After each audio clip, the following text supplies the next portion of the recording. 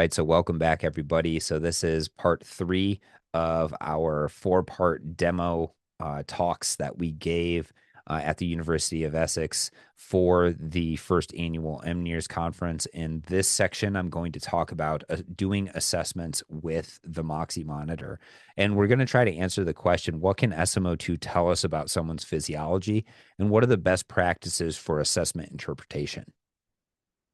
So I want to start by just showing you what a general SmO₂ response to something like a standard, 3-minute step test would be. So this is my data, and the black dots are power data. So forgive me that they're a little wonky. I was doing this on a fan bike, so I didn't have the ergometer mode to actually hold my power output steady. But you can generally see, during each of the different phases, my power output went up, and I went up until failure around 400 watts. And when I look at my SmO₂ response, this is what I saw. SmO₂ started generally pretty high, and it was a little bit flat in the beginning, and then there was a little bit of an increase in the rate of SmO₂ decrease, and then it kind of actually flattened out at the end. So we get this kind of sigmoidal shape of my SmO₂ response. And the big question from this is, well, what can we measure from SmO₂ during something like a step test or a ramp test? And there's really 3 major things that we can measure. One of them requires a little bit different of a test, but the first 2 are NIRS breakpoint 1, which is the first breakpoint in SmO₂ signal during an incremental ramp or a step test. And then there's NIRS breakpoint 2. Pretty straightforward. The second breakpoint in SmO₂ signal during an incremental ramp or step test. And there's some definitions that I'll read in just a bit, but I want us to be more specific with the type of definitions that we're giving to the different breakpoints. So NIRS breakpoint 1, NIRS breakpoint 2, and then we have this idea of a critical oxygenation. This was coined by Andrew Feldman, who you just heard from the second video on accuracy, and that is the maximal intensity or the highest intensity where steady SmO₂ can be observed. And this requires a slope calculation of the SmO₂, the delayed SmO₂, during a step test that has steps that are at least 3 minutes long.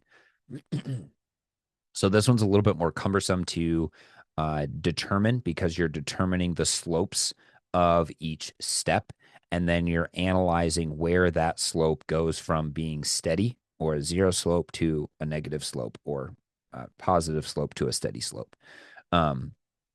Critical oxygenation is really that transition from a steady slope to a negative slope. So from a methodological and a definition point of view, breakpoint 1 and breakpoint 2 are determined using segmented regression analysis. And this is a paper from Andrew Feldman, paper from Andrew Feldman in 2022, where he used a 4-knot point to identify 3 of the 4 phases of SmO₂ described in the introduction, and therefore 2 SmO₂ breakpoints. So essentially, there's 3 regression lines, and then there's 2 points where those 3 regression lines intersect. The first point is NIRS breakpoint 1. The second point is NIRS breakpoint 2. And that's where this definition comes from. Then from a physiological perspective, NIRS breakpoint 1 really represents the first shift in oxygen supply and demand, where a new baseline or steady state of oxygen supply from the heart and demand from the muscle can be obtained. So what you would see is SmO₂ would be rising, and then it would essentially go flat, and then it's the first time that SmO₂ comes down and then goes flat again. NIRS breakpoint 2 represents the exercise intensity where oxygen supply and demand can no longer be matched, and oxygen demand from the muscle outstrips the supply from the heart, and SmO₂ will continue to decrease until VO2 max and failure are obtained. And this is what it looks like when you're actually analyzing this. This is a pretty rough estimate of where these 3 lines would fit, but as you can see, there are essentially our three lines, and there are two rate changes. One of them is occurring at about 160 watts, and then the second one is occurring somewhere, but probably around 280 watts. Um, and that's what we would report as NIRS breakpoint 1 and NIRS breakpoint 2.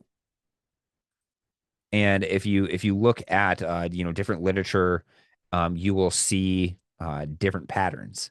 This is a typical pattern for something that I would see for myself as a road cyclist. If I measured SmO₂ on my vastus lateralis, I would see this sigmoidal shape where SmO₂ either goes up in the beginning or stays flat, and then there's a continually decreasing SmO₂ that then goes flat again.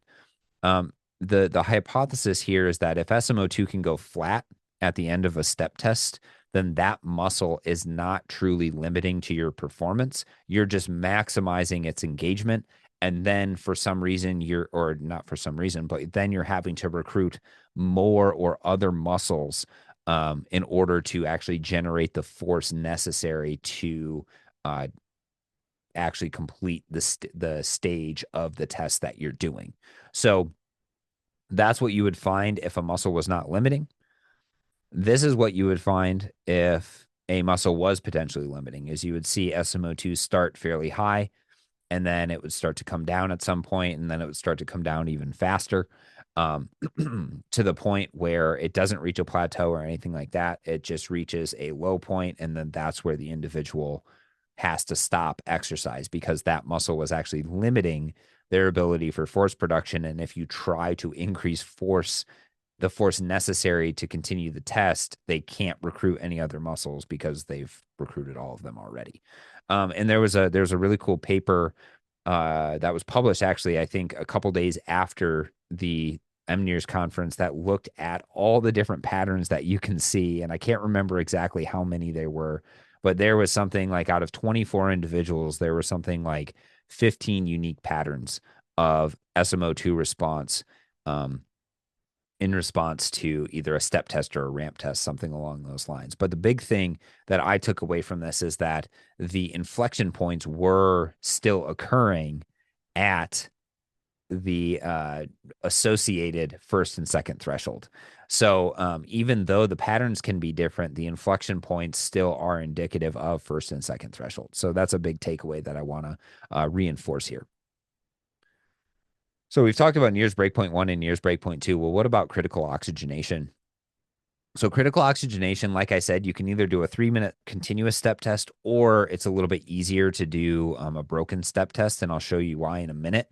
But the test would look something like this. You would start at, say, 60 watts, and then you would cycle or run for 3 minutes. Then you'd take a minute off, and then you'd repeat that, and you would go higher and higher and higher in terms of your intensity.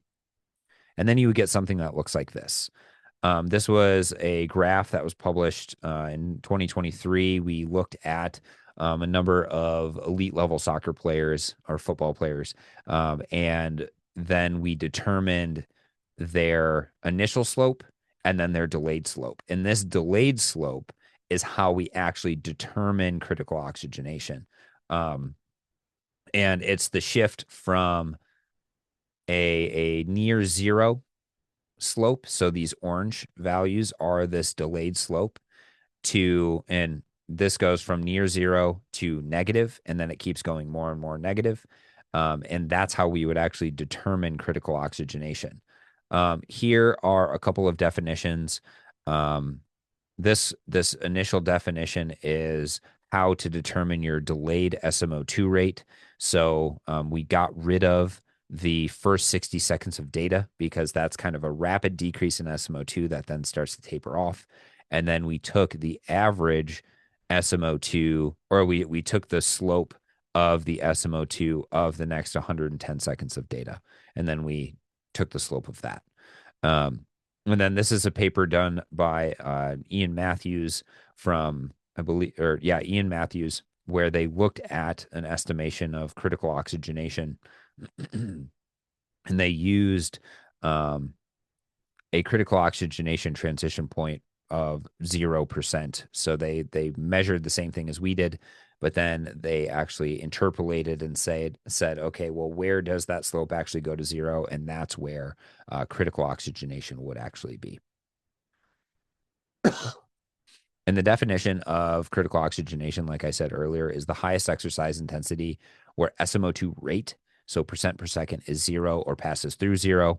And then the physiology behind this is that critical oxygenation really represents the highest intensity where oxygen supply and oxygen demand can be matched and create a metabolic or maximal metabolic steady state. And this has been talked about to delineate the heavy from the severe intensity exercise intensity domain. So if we go back, in this paper we didn't actually measure critical oxygenation, but if we were to try to determine critical oxygenation based off of this, our transition from a positive slope to a negative slope is somewhere around here. And then what we could do is we could linearly interpolate between the 2 points to determine where that passes through zero, and then we could get an idea of what the speed or the power was that would elicit a zero slope for each individual that we were testing. So now the question is we just determined these thresholds, and I probably don't need to go too much into detail here, but the question becomes, how do we use these numbers to guide training? And the big thing that we're trying to do is we're trying to delineate exercise, a physiological environment within the muscle. Because if we delineate between different physiological environments in the muscle, we can then get better adaptations based on what levers we're trying to pull. So breakpoint 1, like I said, is that first decrease in SmO₂, and it's thought that one of the contributing factors here is that as more type 2A fibers get recruited, more oxygen is used per increase in power because type 2A fibers are a little less efficient, so they have to use more oxygen in order to generate the same amount of power compared to slow twitch fibers. Breakpoint 2 or critical oxygenation, they don't always happen at exactly the same time, but I am just, kind of summing them up into one area, is the second more rapid decrease in SmO₂, or a plateau in SmO₂, like we saw, based on a limiting muscle or non-limiting muscle. And then this is where the cardiovascular system can no longer maintain adequate oxygen delivery for the amount of oxygen that's being required for the force output to occur. So that's the physiology behind it. And what we can do is we can really determine exercise intensity domains or training intensity distribution from this. Anything below breakpoint 1 is considered the moderate intensity domain. Anything between breakpoint 1 and breakpoint 2 or critical oxygen is the heavy. Anything above that is the severe intensity domain, and then anything above VO2 max is really the extreme domain or like sprinting domain. So from here we can actually start to lend credence to using specifically muscle oxygen saturation to actually determine our training zones. And then if we were to measure this over the course of a study, we could actually quantify the training intensity distribution of these individuals, based on the exercise intensities that they're doing. So in summary, NIRS breakpoints represent a way of determining shifts in physiology through the use of NIRS and are closely related to other physiological variables and can be used to describe or determine training intensity distribution. Critical oxygenation could be a way of monitoring the shift from sustainable to unsustainable exercise intensity, which is similar to this idea of maximal metabolic steady state, maximal lactate steady state, or critical power. So why not monitor SmO₂ slope for threshold workout purposes? This seems like it's a way of actually determining in real time, is an individual at threshold or are they above second threshold in terms of their workout? So you can get a little bit more granular in terms of the exercise intensity that really elicits that flat slope versus that negative slope. And then number 3, we really want to encourage everybody to use the shifts or responses in SmO₂ for exercise prescription purposes. And it's these shifts in responses that are really important rather than using something like a fixed numerical value. We think there is some use for fixed numerical values, but we really want to start to encourage people to say, oh, well, I'm trying to do my threshold work. And that is the point where SmO₂ goes from steady to non-steady. So as opposed to saying, oh, that happens at 25%. It may not happen at 25% for everybody. It definitely doesn't happen at 25% for everybody, but it may not happen at 25% on the same day. So you need to look at the responses in SmO₂ as exercise intensity increases and then make decisions based off of that. I will say that individuals who are very, very highly trained could use these fixed numerical values as a starting point for some of their workouts. However, I still encourage looking at the shift in response. So, for example, if you've determined that an individual's second threshold is at 21%, and then you have them go out and you ride at an exercise intensity that elicits in the very beginning 21%, but then you look back at SmO₂ 5 minutes later at the same exercise intensity and it's gone from 21% down to 18% or down to 15%, then you know that they are above second threshold. So you need to back off their exercise intensity until you get something that is stable in that case. So it's a good estimate, it's a good starting point, but then you have to use the SmO₂ response in order to actually get an idea of what their true physiological response is, because that varies day to day. All right. If you have any questions on this video, please reach out to me. Comment down below if it's possible, or reach out to me. My email is Philip, Philip, at moxymonitor.com. If you want to send me any cool papers or anything like that that kind of reinforce anything that I'm talking about, or go in the face of it, please please reach out. If you want to set up a video call to discuss, some of these things in a little bit more detail, please let me know. I'm really happy to discuss with everybody and anybody who wants to discuss this sort of stuff. So with that, thank you, and I will see you in the final video.